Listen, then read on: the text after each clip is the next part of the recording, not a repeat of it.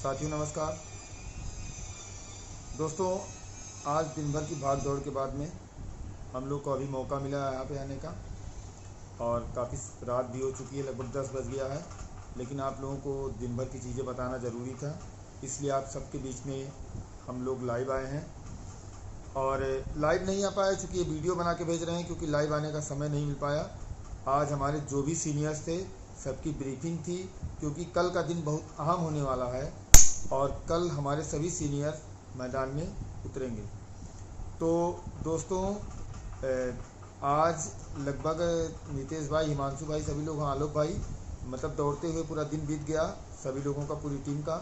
अभी आई है टीम और खाना तक नसीब नहीं हुआ। कहीं हम लोगों ने ऐसे चाय पानी पी गए, क्योंकि मतलब ये मान के चलिए कि मतलब चाय पानी से धीरे धीरे मतलब ऐसा हो जाता है कि खाना खाने का दिल नहीं करता।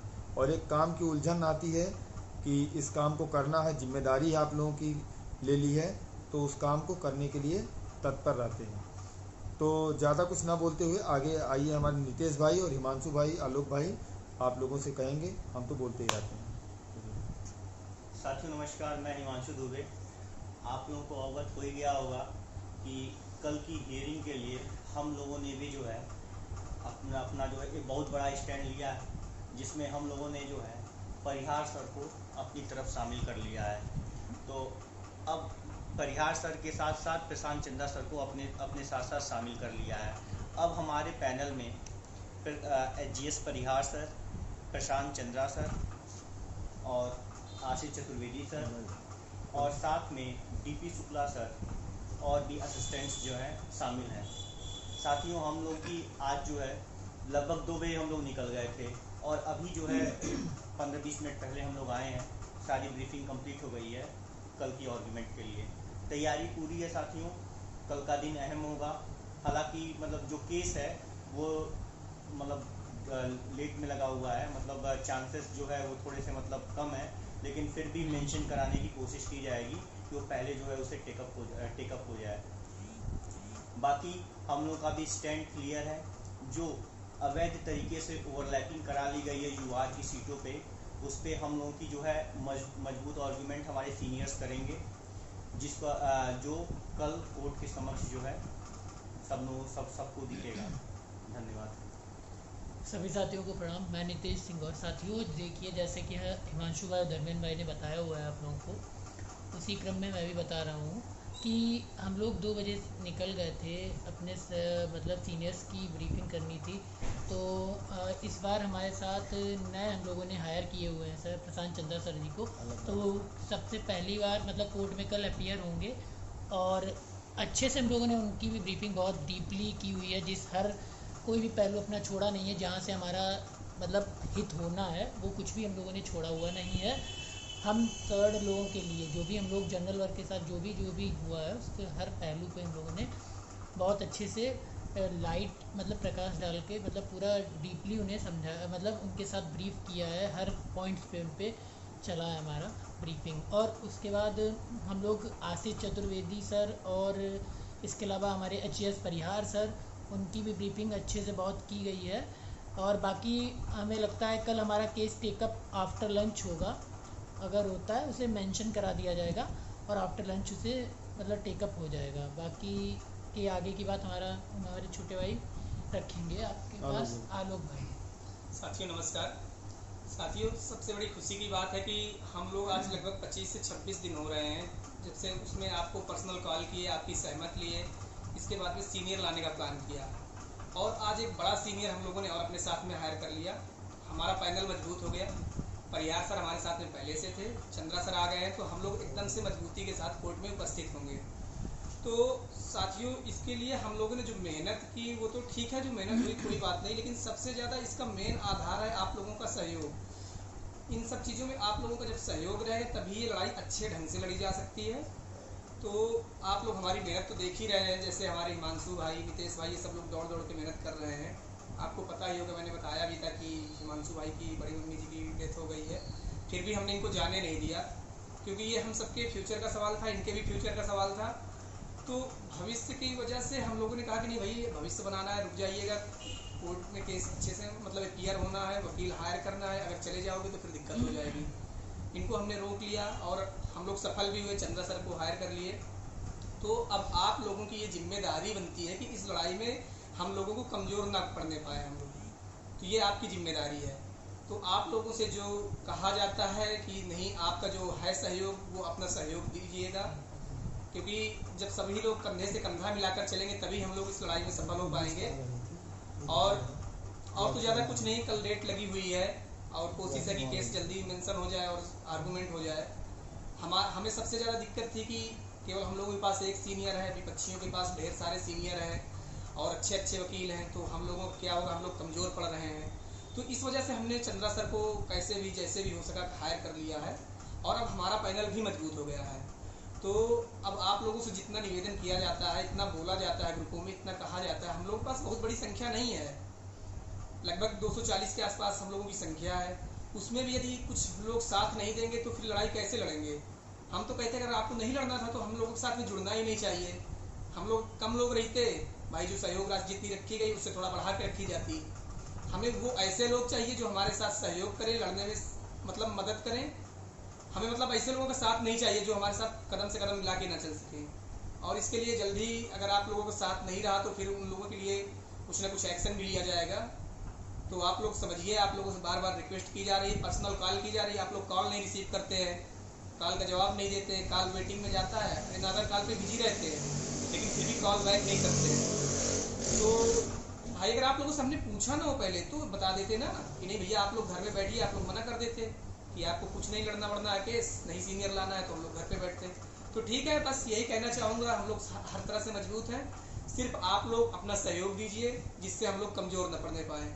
अभी चंद्रा सर की जो फीस बाकी है तो इसलिए जल्द से जल्द आप लोग अपना सहयोग भेजिए तो उनकी जो फीस बाकी है उसको भी हम लोग दे सकें। ठीक है साथियों, धन्यवाद, नमस्कार। साथियों, जैसा कि आप लोगों को सोशल मीडिया से हर जगह से पता चलता होगा, आज तो कोई भी इंफॉर्मेशन किसी से छुपी नहीं है कि लखनऊ बेंच के जो सीनियर्स हैं वो कितने महंगे हैं, कितना मतलब जो है कितना ज़्यादा मतलब जो है पर हियरिंग हुआ या मतलब आर्गूमेंट्स के लिए वो लोग चार्ज करते हैं। साथियों, बहुत छोटी सी संख्या लेकर के जो है हमने जो है बड़ा से बड़ा स्टैंड लिया। सबसे पहले जो है हमने GS परिहार सर को हायर किया, फिर सेकेंडली जो है सभी परिस्थितियों को एनालाइज करते हुए प्रशांत चंद्रा सर पे स्टैंड लिया है। साथियों, बस हमें ये विश्वास था कि जो हमारे साथ जो लोग हैं जुड़े हुए हैं वो एक भरोसा करके हमारे साथ जुड़े हुए हैं और हमें भी उन पर भरोसा है कि मतलब जो है वो हमारे साथ कदम से कदम मिलाकर चलेंगे। इसी वजह से हमने जो है बड़ा स्टैंड लिया है। ये वही प्रशांत चंद्रा सर हैं जिन्होंने 90-97 का इतिहास लिखा था। ठीक है, तो हमने इस रिस्क लेने में चाहे डिसीजन मेकिंग में कोई कमी नहीं दिखाई है। ठीक है, अब आप लोगों की जिम्मेदारी है कि आगे हमें किस प्रकार से आप हम लोगों को मजबूत करेंगे ताकि इस चीज़ को जो है अपने और केस को लेकर के हम जो है आगे चल सकें। ये सब बस अब आपकी जिम्मेदारी है। आज जो साथी अब सहयोग नहीं किए हैं वे अपने हिस्से का सहयोग जो है भेज दें। देखिए, छोटे से अमाउंट को लेकर के और आप लोग जो है इस प्रकार से दिमाग लगाएंगे, सोचेंगे, विचारेंगे, उससे कोई लाभ नहीं होगा। वो किसी न किसी वजह से किसी न किसी तरीके से जो है वो आपके यहाँ से चला जाएगा। लेकिन अगर वो अमाउंट आप अपने फ्यूचर बनाने के लिए लगा देते हैं तो हो सकता है वो अमाउंट जो है आपकी पूरी लाइफ बनाने में वो कर दे, मदद कर दे। पता है दोस्तों, चंद्रा सर का नाम सुन के विपक्षियों में खलबली मच गई है। जो हमारे लगभग सिलेक्टेड साथी हैं वो लोग बड़ा ताज्जुब मान रहे हैं कि कैसे आप लोगों ने कर लिया इतनी कम संख्या में, क्योंकि 60-65 के समय आप सोच सकते हैं कितनी संख्या रही होगी जब बेड लीगल टीम ने उनको हायर किया था। हम लोग मात्र 240 लोग हैं, फिर कैसे हम लोगों ने स्टैंड लिया। तो भैया, जब ये बात कह रहा हूँ कि ईमानदारी से काम करोगे तो आप कुछ भी कर सकते हो, कुछ भी अच्छा डिसीजन ले सकते हो। तो हम लोगों ने जो डिसीजन लिया है तो आप लोगों को इसमें सहयोग करना चाहिए। तो ठीक है साथियों, हमें उम्मीद है कि हमने अगर चंद्रा सर को हायर किया है तो आप लोग हमारा कदम से कदम मिला के साथ देंगे और हम लोग इस लड़ाई में जैसे मजबूत हैं, सरकार ने अपनी गलती स्वीकार की है तो सफलता हम लोगों को निश्चित मिलेगी। बस इसी उम्मीद के साथ में कल कोर्ट में उपस्थित होंगे साथियों। साथियों, केवल एक बात और मैं बोलना चाहूँगा आपसे कि जिस तरह से हम लोगों ने अपना ईमानदारी से पूरा मतलब लगन करते जिस तरह से फिजिकल एक्टिविटीज़ करते हुए इतने 6 दिनों से तड़भाग करते हुए ईमानदारी से अपना कर्तव्य निभाया है, अपना पूरा वादा किया है कि हम सीने स्टैंड करेंगे, तो इस तरह से हमने स्टैंड किया है।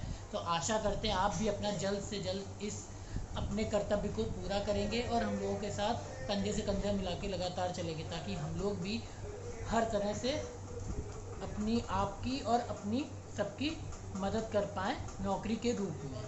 ताकि जो हम लोग का ये जो स्टैंड है वो किसी बस सिर्फ और सिर्फ ओवरलैपिंग को लेकर है, जो यूआर की सीटों पे जो विसंगतियाँ हो गई हैं उसको लेकर के है। बाकी हमारा किसी को जो है पर्सनल किसी का विरोध नहीं है, ठीक है। जो हमारा स्टैंड है, जो हमारी लड़ाई है, वो सिर्फ और सिर्फ ओवरलैपिंग को लेकर के है, जिसे सरकार ने एडमिट किया है और हमें उसी पर न्याय चाहिए। धन्यवाद।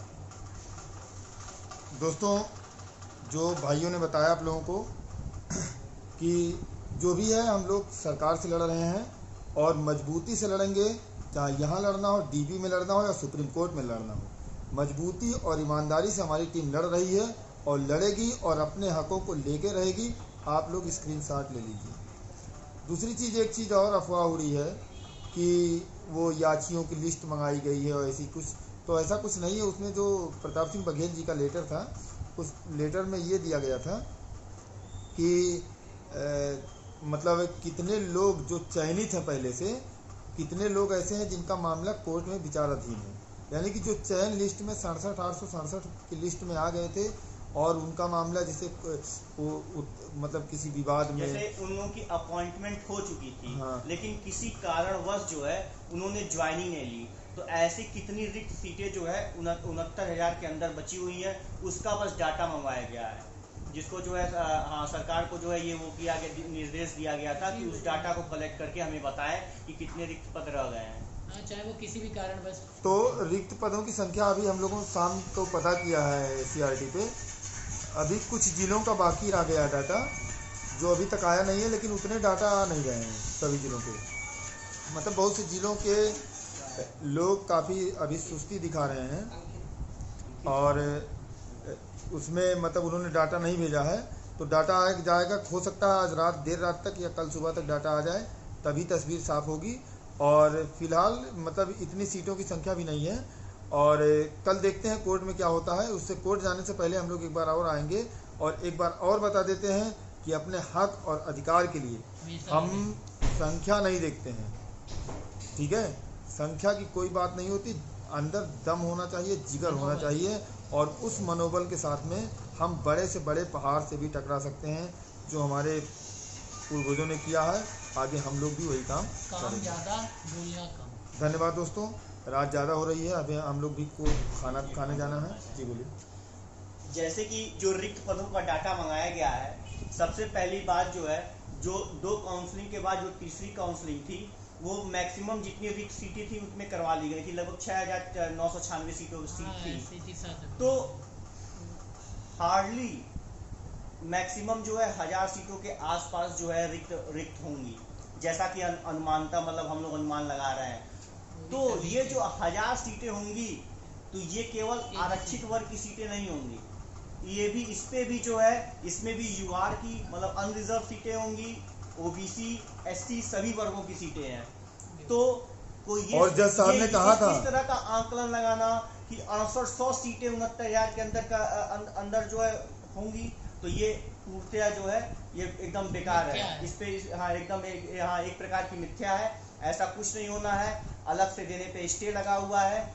अब कोर्ट हर विसंगतियों को प्रॉपर जो है सुनते हुए जो है आगे का जो है कोर्ट स्टैंड लेगी कि क्या करना है क्या नहीं। राजन रॉय सर की बेंच है, वो ऐसे यूं ही नहीं कुछ भी करते हैं। और एक चीज़ और आपको बताना चाहता हूँ कि जैसे थर्ड काउंसलिंग हुई, जो सेकंड काउंसलिंग में जो सीटें बची फर्स्ट सेकंड में, उसकी थर्ड काउंसलिंग हुई।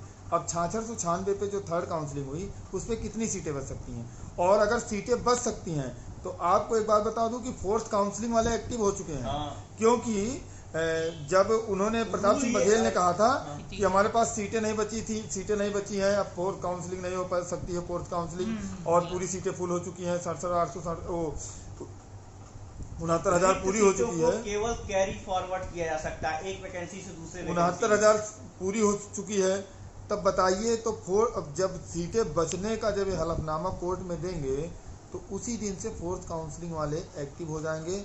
ऐसे जनरल साथी जिनका 66.10 से ऊपर है वे सभी तैयार रहें SCRT का घेराव करने के लिए, और जो भी लड़ाई होगी हम हर संभव आपकी सहायता करेंगे। आप फोर्थ काउंसलिंग कराइए। और दूसरी चीज़, प्रताप सिंह बघेल सर का ये भी लेटर है कि 69,000 शिक्षक भर्ती जो है पूर्ण करा ली गई है।